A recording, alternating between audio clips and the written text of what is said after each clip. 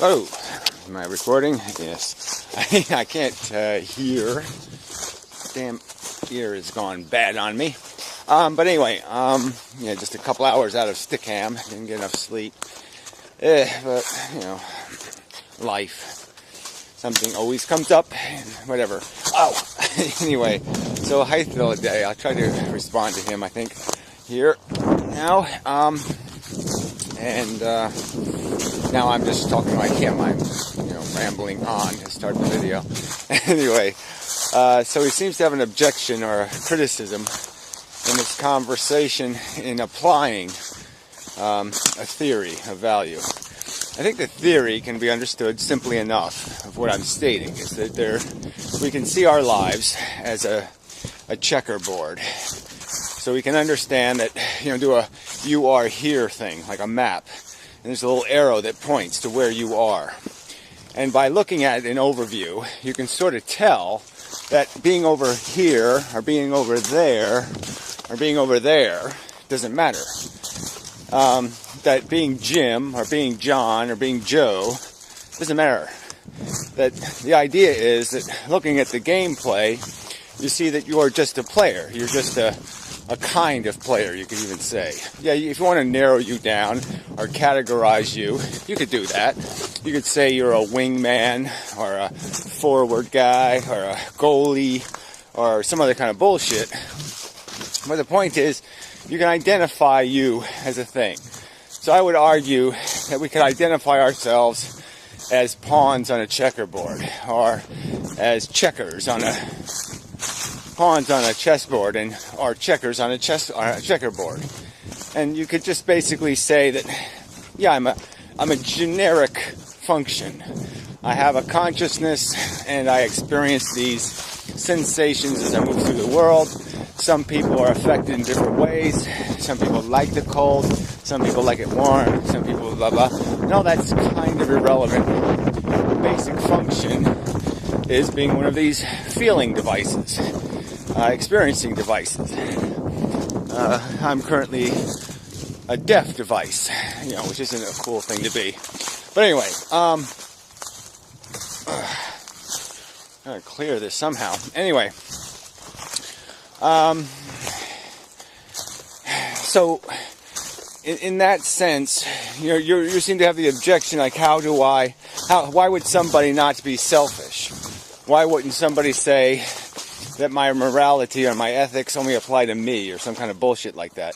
And I just think that I took care of that in the video, but I'll try to add some more cause. And the cause would be built into this understanding that these other things have to be accounted for. You can't, as a pawn, you can't trip the pawn next to you to gain advantage and not acknowledge that you took something out that's as equal value to yourself, that it wouldn't have been any different than him taking you out. And you'd certainly understand, if you were the victim, that being a victim matters. And that, it doesn't matter who pays the price, in essence. So what I'm saying is that the ethics, the morality, the value is something the collective pays. And it really doesn't matter how you distribute the cost. It matters, of course, in a social contract kind of way, in a balanced kind of way. Like, it's a little harsher. Sometimes if you distribute a load, it's not as negative in its impact. Everybody having some pinched skin versus one man being horribly tortured. It's evenly distributed, and it may be less burdensome that way. But that's a subject for a nuanced subject, a sub-subject to this subject. We're not talking about the ethics of distribution, we're talking about the origins of the value.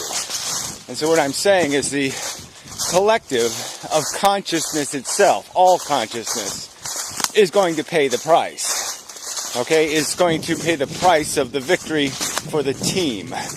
It's not going to be, even though individual players will pay the price, the point is that it'll be the team that'll win or lose in terms of losing a player, if you get my drift. And so you have to think about life as everybody.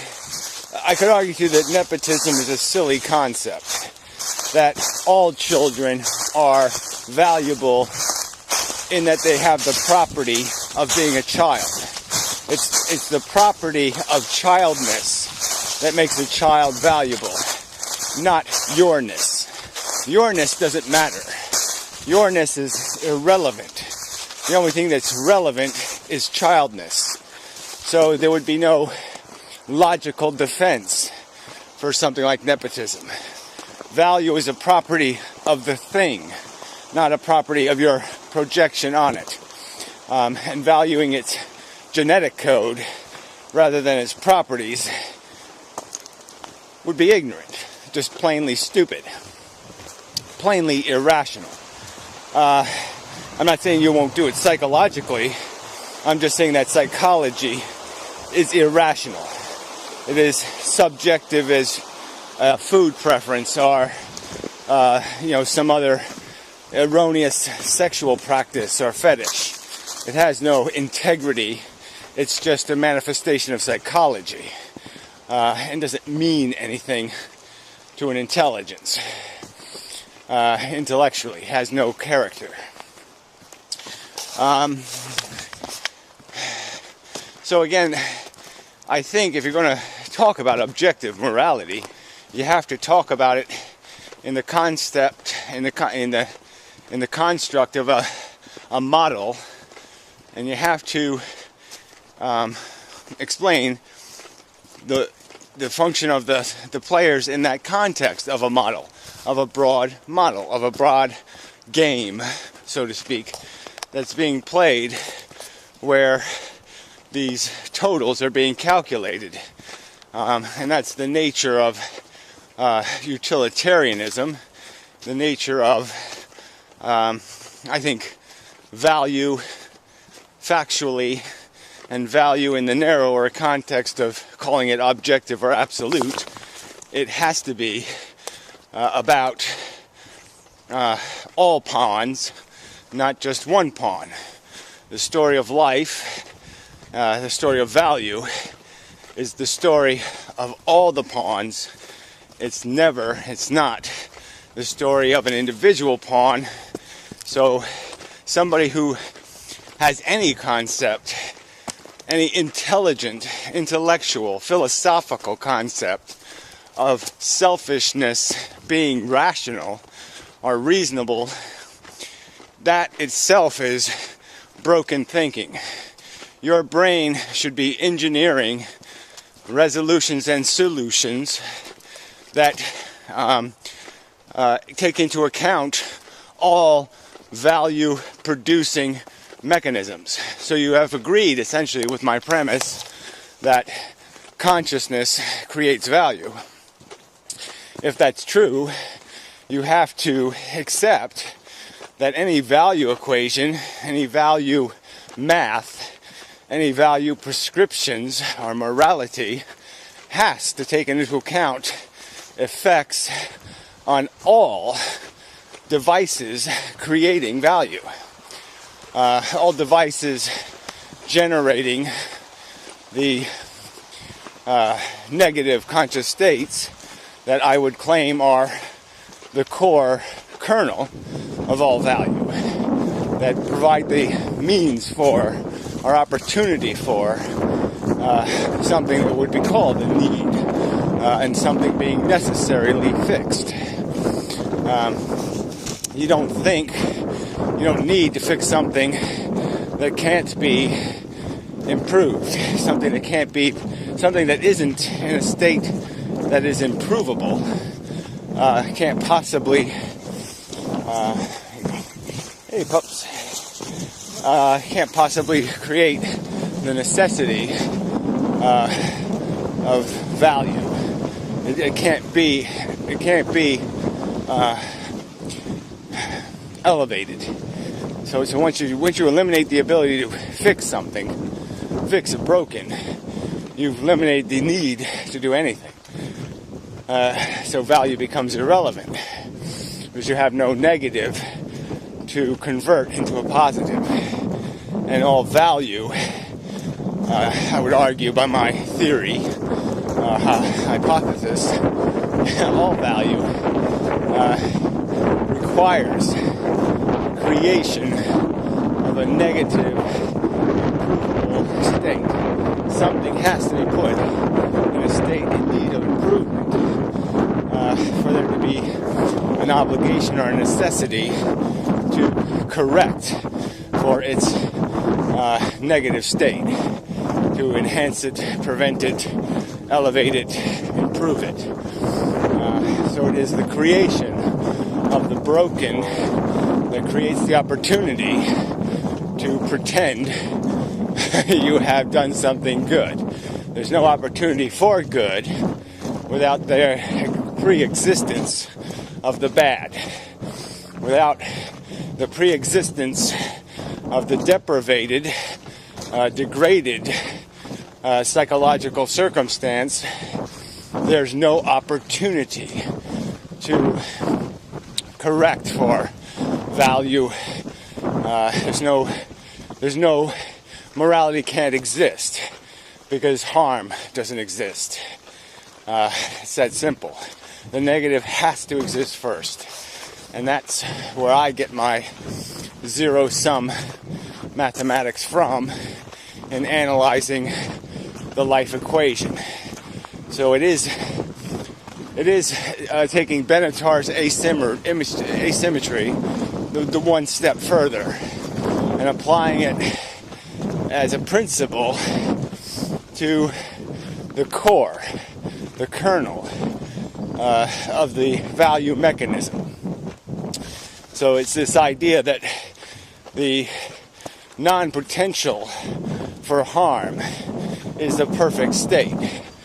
Eliminate the ability for something to need, then you eliminate the need. And the need is the only thing that creates necessity.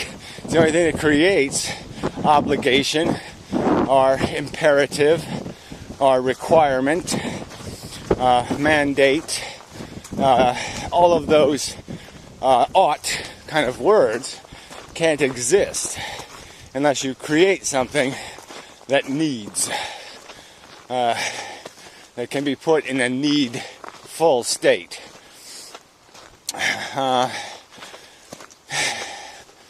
Yeah, so I don't think it's that hard to get from this, to understand that I don't think you can rationally argue from the perspective of the game is played based on what happens to me. That I'm the only player in the game. That if I score a goal, if I do something, then the victory is assured. That it doesn't matter what the other players do, doesn't matter what happens to the other players, the only equation that matters is what happens to me. I don't think there's any logical alternative, any logic that can justify that description of reality. I don't think it's a preposterously silly explanation of reality to suppose yourself to be the only true consciousness, the only true meaningful consciousness, the only really valuable consciousness.